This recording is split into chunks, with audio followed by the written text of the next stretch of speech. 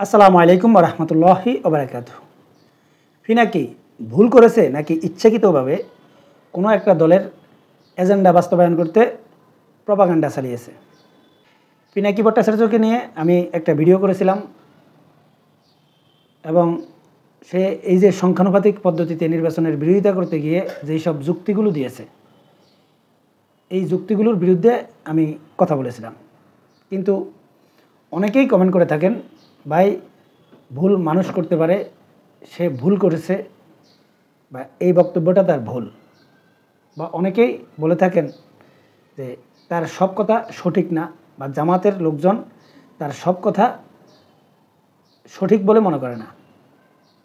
আমি জামাতের রাজনীতি যারা বুঝে রাজনীতি করে তারা যে কোনো প্রপাগান্ডা বিশ্বাস করবে না বা সেই অনুযায়ী চলবেও না, এটা ঠিক আছে। কিন্তু পিনাকি ভট্টাচার্য জামাতপন্থী বা জামাতকে সমর্থন করে এই জাতীয় লোকদের কাছে সুপার হিরো।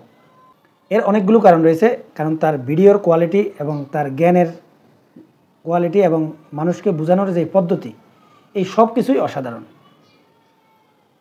কিন্তু সত্যি কি আপনারা মনে করেন যে পিনাকি ভট্টাচার্য এটা ভুল করেছে? আমি সেটা মনে করি না।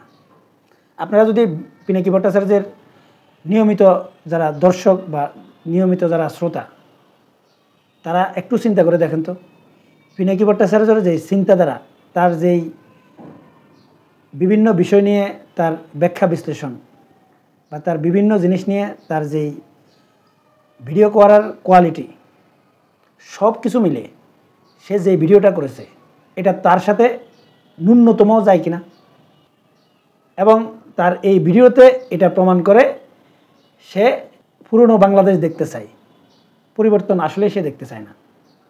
তার অনেকগুলো বিষয় নিয়ে আমি সমালোচনা করতে পারি, অনেকগুলো কর্মকাণ্ড নিয়ে, কিন্তু আমি সেটা করিনি বা করার সাহসও করিনি। এর অনেকগুলো কারণ রয়েছে, কারণ সব সময় সব কথা সবার বিরুদ্ধে বলা যায় না। কিন্তু পিনাকি ভট্টাচার্য যেই ভিডিওটা করেছে এই সংখ্যানুপাতিক নির্বাচনের বিরুদ্ধে, এটা বাংলাদেশের ভবিষ্যতের জন্য মারাত্মক ক্ষতিকারক একটা ভিডিও করেছে। এবং যেই যুক্তিগুলো দিয়েছে, এর চাইতে ফালতু যুক্তি কোনো রাজনৈতিক দলের বিশ্লেষক দিয়েছে কিনা আমার সন্দেহ রয়েছে। এই ভিডিওটা আমি এই জন্য করলাম, আপনারা নানা রকম কমেন্ট করেন, তাই সব কমেন্টের উত্তর আমার আলাদা আলাদা করে দেওয়া সম্ভব না। তাই এই ভিডিওটা, আশা করছি আমি কি বোঝাতে চেয়েছি বুঝতে পেরেছেন। জাযাকাল্লাহ খাইরান।